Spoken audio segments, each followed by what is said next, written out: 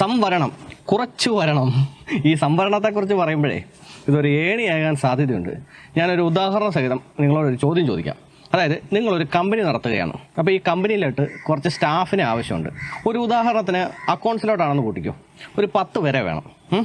അപ്പോൾ നിങ്ങളോട് സർക്കാർ നിങ്ങളോടൊരു നിബന്ധന വെക്കുകയാണ്, നിങ്ങൾ 10 പേരെ എടുക്കുന്നുണ്ടെങ്കിൽ അതിൽ 2 പേര് സംവരണ വിഭാഗത്തിൽപ്പെട്ട ആളുകളായിരിക്കണം എന്ന്. ഓക്കെ, ശരി സാർ. എന്നിട്ട് നിങ്ങളൊരു എക്സാം നടത്തുകയാണ്. ഈ എക്സാമിൻ്റെ റിസൾട്ട് വന്നപ്പോൾ നിങ്ങൾ പെട്ടുപോയി. കാരണം എന്താണെന്ന് വെച്ച് കഴിഞ്ഞാൽ 100 മാർക്കിലാണ് എക്സാം.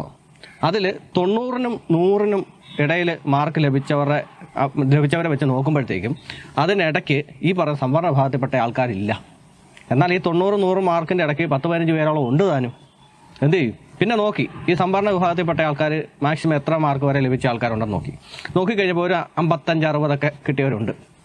അപ്പോൾ അങ്ങനെയുള്ളപ്പോൾ നിങ്ങളൊരു കമ്പനി തുടങ്ങുന്നത് എന്തിനാണ്? നിങ്ങൾക്ക് നല്ലൊരു മേൽഗതി വരാനായിട്ട്, ആ കമ്പനി നല്ല രീതിയിൽ മുന്നോട്ട് പോകണം എന്നൊക്കെയല്ലേ നിങ്ങളുടെ ചിന്താഗതി, അല്ലേ? അപ്പം നിങ്ങൾ അവിടെ ഒരു സ്റ്റാഫിനെ എടുക്കുമ്പോഴത്തേക്കും നിങ്ങളുടെ കമ്പനിക്കൊരു മുതൽക്കൂട്ടാകണം എന്ന കണക്കുകൂട്ടിലല്ലേ നിങ്ങളൊരു സ്റ്റാഫിനെ എടുക്കത്തുള്ളൂ. അപ്പോൾ അങ്ങനെ വരുമ്പോഴത്തേക്കും നിങ്ങൾ ഈ 55-60 മാർക്ക് ഉള്ള ആളെ നിങ്ങൾ ഈ 90-100 മാർക്ക് മേടിച്ചവരുടെ കൂട്ടത്തിൽ കൊണ്ടിരുത്താൻ നിങ്ങൾ ആഗ്രഹിക്കുമോ? അതാണ് എൻ്റെ ചോദ്യം. അപ്പോൾ ഞാൻ പറഞ്ഞു വന്നത് എന്താണെന്ന് വെച്ച് കഴിഞ്ഞാൽ, നിങ്ങൾക്ക് അതേസമയം മറ്റൊരു ഓപ്ഷൻ തരികയാണെന്ന് വെച്ചോ. അതായത് ഈ സംവരണ വിഭാഗത്തിൽപ്പെട്ടവർക്ക് അതായത് ഈ ഇത്ര മാർക്ക് ലഭിച്ചില്ല എന്നുണ്ടെങ്കിൽ, പക്ഷേ കുഴപ്പമില്ല, നിങ്ങൾ അവർക്ക് എന്തെങ്കിലും അവർക്ക് പറ്റുന്ന ഏതെങ്കിലും ഒരു ജോലി കൊടുത്താൽ മതി എന്നാണെങ്കിലോ, അപ്പോൾ നിങ്ങൾ ഓക്കെ ആവുമല്ലേ? ഞാൻ ഈ പറഞ്ഞ കാര്യം നമ്മുടെ സർക്കാർ ഓഫീസുകളുമായിട്ട് ബന്ധപ്പെടുത്തി ഒന്ന് നോക്കിക്കേ. ഇങ്ങനൊരു പ്രശ്നം അവിടെ ഉണ്ടോ ഇല്ലയോ? അത് ഞാൻ നിങ്ങളോട് ഒരു ചോദ്യമായിട്ട് തന്നെ കൂട്ടിക്കോ. ഞാൻ ഈ പറഞ്ഞത് ഒരുപാട് പ്രശ്നങ്ങൾ ഉണ്ടാക്കാൻ പറ്റിയ ഒരു ചോദ്യമാണെന്ന് എനിക്കറിയാം. പക്ഷേ അവിടെ നോ സെൻറ്റിമെൻറ്റ്സ്. അതിനൊരു ഉദാഹരണം കൂടെ പറയുകയാണെങ്കിൽ, നിങ്ങളൊരു ഫുട്ബോൾ ടീമിൻ്റെ മാനേജറാണെന്ന് കൂട്ടിക്കോ. അപ്പോൾ നിങ്ങൾക്ക് കുറച്ച് കളിക്കാരെ വേണം.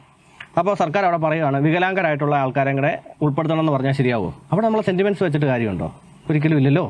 അപ്പം ഞാൻ ഈ പറഞ്ഞത് എന്താണ് ഉദ്ദേശിച്ചതെന്ന് കുറച്ച് പേർക്കെങ്കിലും മനസ്സിലായിട്ടുണ്ടെന്ന് എനിക്ക് തോന്നുന്നത്. ഓക്കെ, ബാക്കിയുള്ള നെഗറ്റീവ് കമൻറ്റ് ഇടുന്നവരിട്ടോ.